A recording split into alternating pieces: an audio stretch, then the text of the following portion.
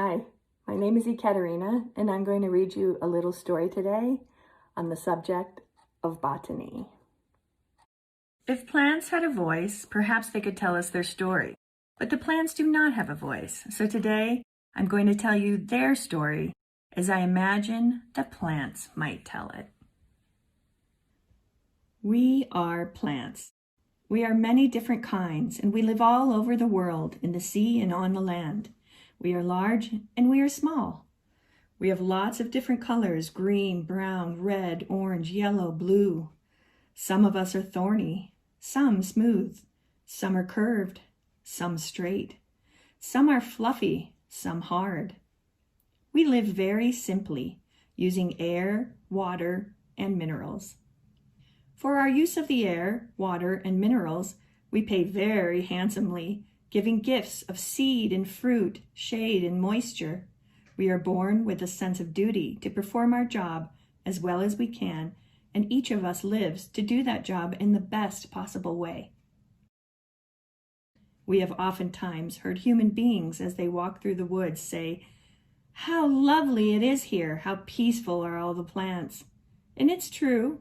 Our days are spent quietly, our leaves tilted up to the great light of the sun. Without the light, we would die. Sometimes, one tree will overshadow another tree's leaves. If this happens, the tree will not protest, but will bend its leaves in another direction to catch the light of the sun. Next time you go walking in the woods, look up and see the canopy of leaves, each leaf finding its own space to soak up the light. Each of us shares the forest with others. Large plants will take more of the air, water, and minerals than the small plants do in order to live. But the large plants share what they have taken with the small plants by shedding baskets and baskets of leaves. These leaves fall down to the earth each year and keep the soil full of minerals for the younger, smaller plants. Sometimes you will see a forest of large trees only. These are our elders. They are old and they hold great secrets. We let them live together and use up most of the sun in the forest. The forest is no place for an uninvited young tree. But when a large tree dies and falls to the ground, space is made for a young tree to grow, flourish, and in time take the place of an elder. The young tree enjoys the company of the elders and learns its job by watching them work each day to fill the air and water and oxygen for the animals. Since we cannot move from the spot in which we were born, we make friends with the soil and our surroundings. We hold on to the soil tightly so that it will not all wash away in a storm.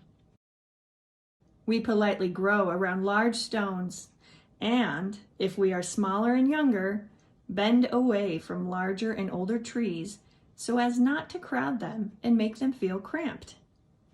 Unfortunately, some of us will not survive if we grow too close. There simply is not enough light and water for all the plants which might want to grow in the same place. Each of us has more or less the same needs. We need air, water, minerals, light, and enough warmth. There is a place on earth for many of each variety of us. Some of us had found a home in the desert. Some of us live at the seashore. Some of us live in cooler places. Some enjoy the deep woods. And some like the open fields.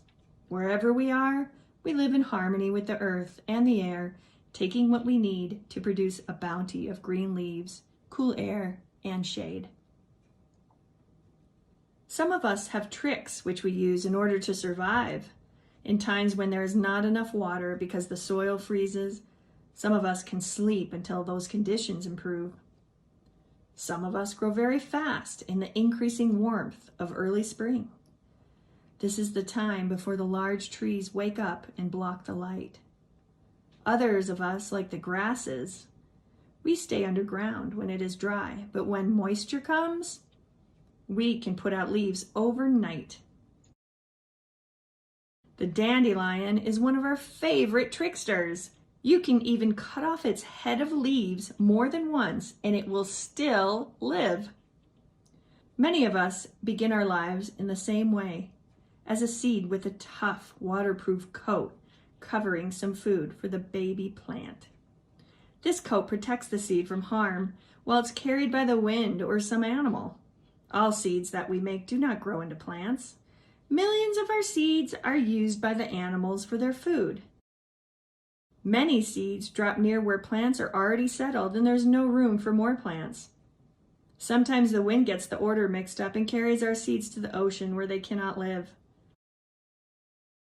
Sometimes the seeds land on a rock where there is no water, or on a mountaintop where it's much too cold for a seed to grow. But we plan for this. Many, many more seeds are made each year than we really need to keep our kind alive. Seeds that land on soil might have the opportunity to grow. Once the seed is in the soil, the coat can soak up water. Soon the seed breaks open and down goes the thirsty root and up go the leaves, carried by the stem in their search for warm, bright sun. The plant will be able to grow only if it finds the light. Each plant has cells that are like a colony of busy workers. There are cells with one task and cells with other tasks. Each cell knows what its task is. The leaves, for example, are the adorers of the sun.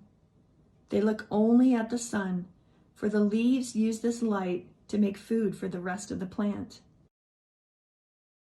A group of workers take in carbon dioxide, keep the carbon, and throw out the oxygen for the animals. Other workers make the sugar that is the plant's food. The stem works by holding the leaves up to catch the sun's light. The stem also has tubes. These tubes carry water and minerals to the leaves where the food is made, and other tubes carry food to the rest of the plant. The roots cut into the ground and bore for water. They're very sensitive to water and they can sense it from afar. The water needed by the plant is sucked up and pushed into the leaves. The leaves help too, so water is carried to wherever it is needed. The roots also work to hold down the plant. Each year we look forward to a special time, for it is at this time that the plants have a big feast. At this time, the male and female parts of the plant prepare to make seeds. There is free food, color, and a scent for all the insects and birds.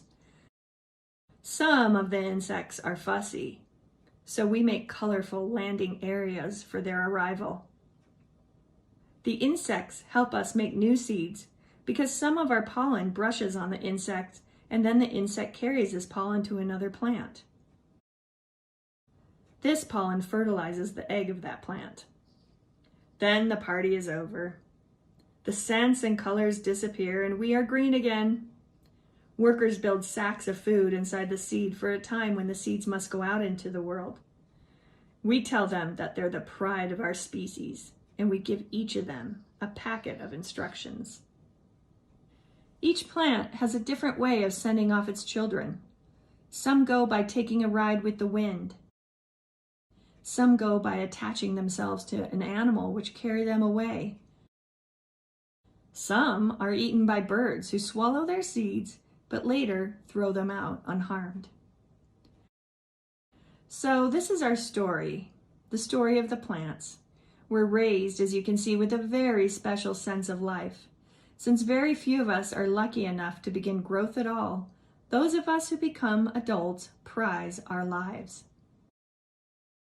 When we wake in the morning with the sun, we ask ourselves, how can we make this life lovelier for others? Can we provide food for animals? Can we give them oxygen to breathe? Can we hold the soil on a hilly slope so it doesn't all wash away? Can we spread a flowery scent through a spring morning air? Or touch the dry mouth of a weary traveler with our fruit? Can we shade a quiet corner and invite a passerby to lean against us in rest? What jobs can we do in thanks for this extraordinary life? The end.